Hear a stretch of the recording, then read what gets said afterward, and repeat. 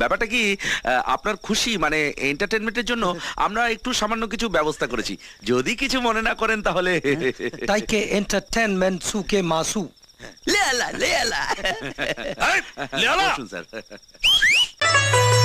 পায়ে তোরা হাতের বালা থাকে যদি সিটি বলে খেল দিয়ে যাবেন তাকে সমান সমান তোরা বাদাম পাবেন